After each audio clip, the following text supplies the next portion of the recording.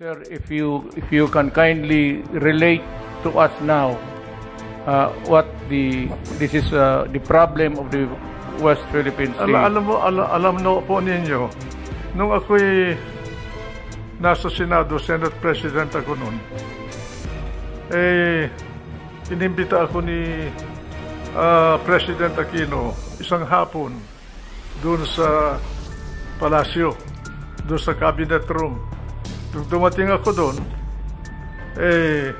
ako ang unang dumating. Pangalawa, dumating si Senator Trillanes. Pareho kaming senador noon.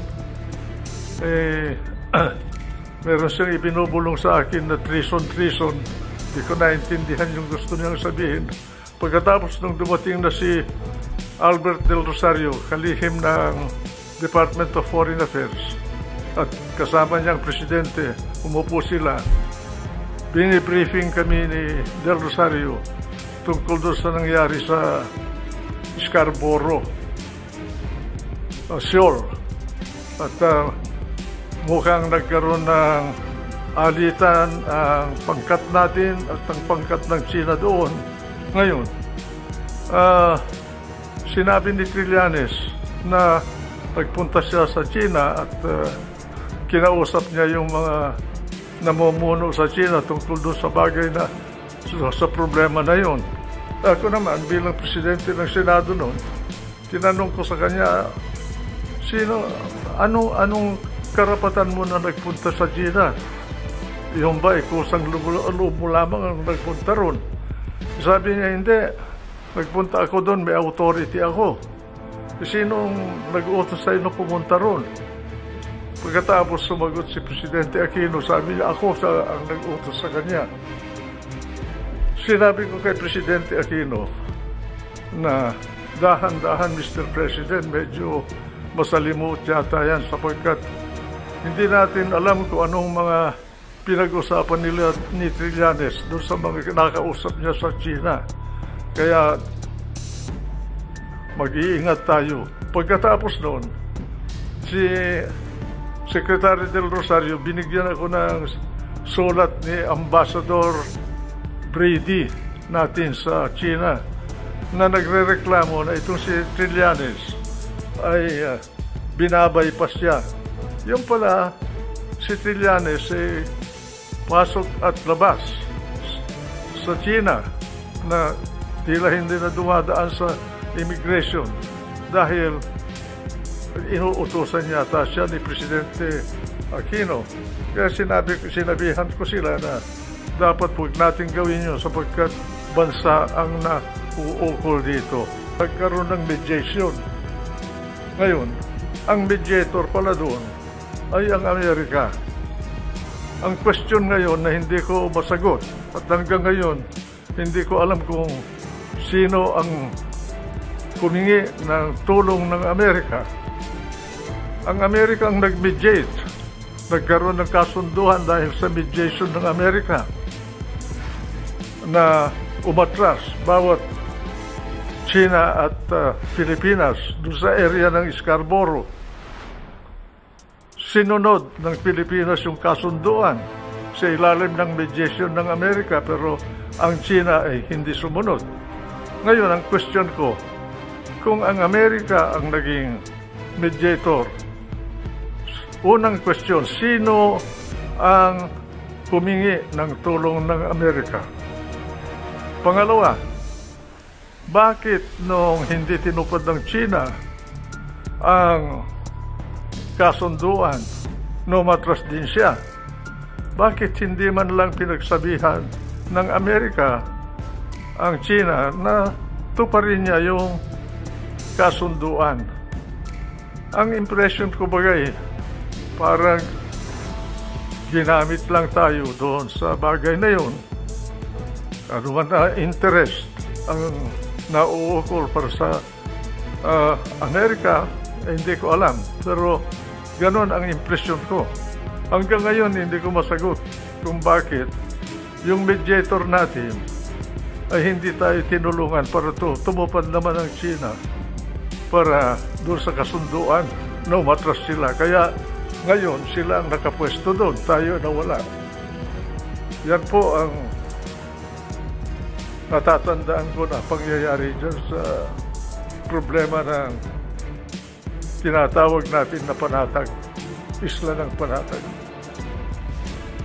Senator, I would like the people to know, you have given us really almost the foundation of your talk tonight and probably your answers. Na bakit pumayag ang Pilipinas na umatras tayo?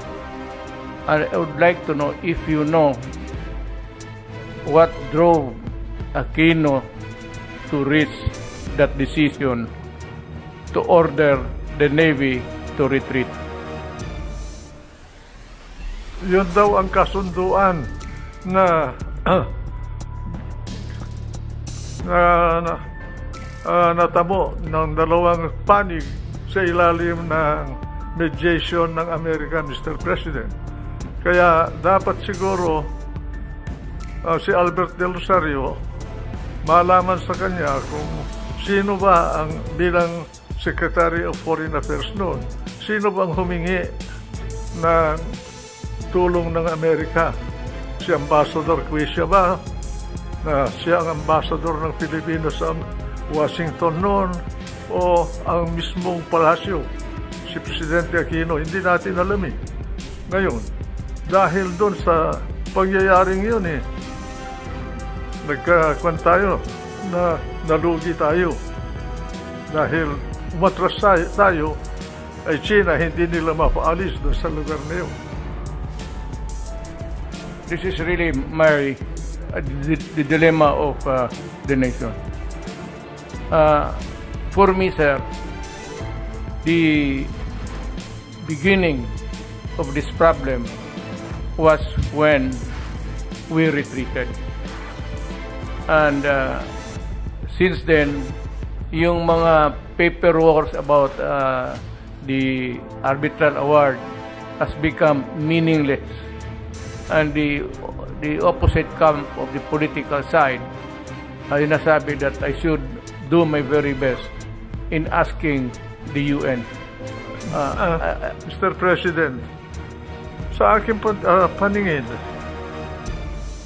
hindi naman nasasayang yung decision ng arbitration dyan sa bagay na yan, sapagkat nandyan na yun na palagay ko nakarehistro yung decision na yun sa record ng UN. Alam nila yun.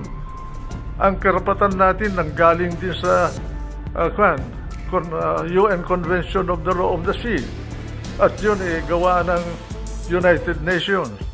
Kaya ano pang kailangan resolusyon ng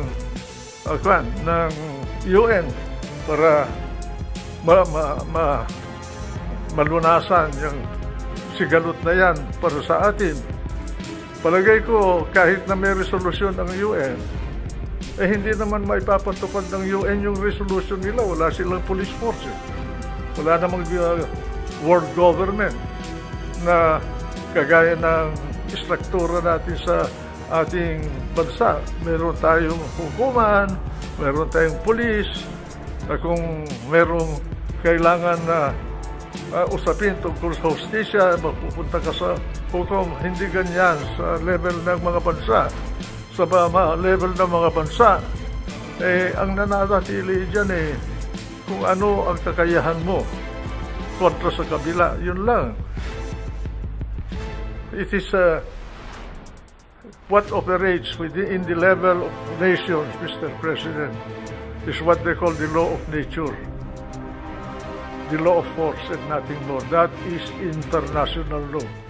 That is what I've been telling at least our countrymen. I was frank enough in the early days, and I said that might makes it right. And we are not, unfortunately, on the side of might. So we cannot do anything because we cannot be in parity in force and in all. So we have to talk, just talk and talk until such time, by the grace of God, if there is an opportune time for all of these things to correct itself, maybe. Ang ano ko, sir, kasi ako yung sinisisi nila na bakit ko raw I will not forcefully do everything to go to the United Nations to ask the body for help. One is that I am a realist, sir. And if this question is as big as the West Philippine Sea, this will eventually reach the Security Council. Mr. President, in the first place, you were elected by the Filipino people to be the leader of this country. Nobody else can frame the foreign policy of the country except the president of this country. That is true to us and true to other countries. That even the Supreme Court can interfere with your foreign policy. That's the highest political act of a president. And I wonder why people keep talking without understanding this system. No one else can frame or formulate the foreign policy of the Philippines except President Rodrigo Roa Duterte. That's what Not Carpio, Albert Del Rosario, or Juan Ponce Enrile. There is only one person. That's the President of the Philippines.